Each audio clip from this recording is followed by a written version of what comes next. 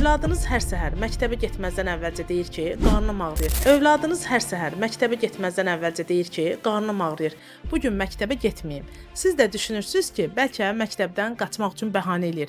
Amma bu ağrının səbəbi bəzən tamamilə realdır. Yəni uşaq yalan danışmır, bu real bir hadisədir. Ən maraqlısı da odur ki, uşaq həqiqətən qarın ağrısı hiss edir. Yəni bu mütləq uydurma və ya naz etmək deyil. Burada ilk növbədə üzvü səbəbləri, yəni mədə-bağırsaq problemlərini inkar etmək lazımdır. Əgər qarın ağrısı məktəb günləri, imtahan öncəsi, stres həyəcan zamanı yaranırsa, demək ki, psixoloji faktorlar haqqında düşünmək lazımdır.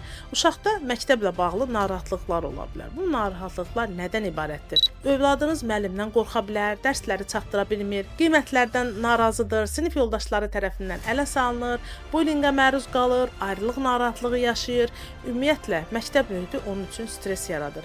Bu hal bəzən həssas uşaqlar üçün mövcud olan bir haldır. Bu zaman beyində yaranan stres reaksiyası həqiqətən də qarın ağrısı, ürək bulanma, baş ağrı, tərləmə kimi simptomlarla özünü büruzə verə bilir. Digər tərəfdən, hər dəfə uşağı məktəbdən saxlamaqla problemi həll etmək mümkün deyil. Çünki uşaq məktəbdən uzaq qaldıqca növbət dəfə dərsə gedərkən bu hal daha da çətin ola bilər.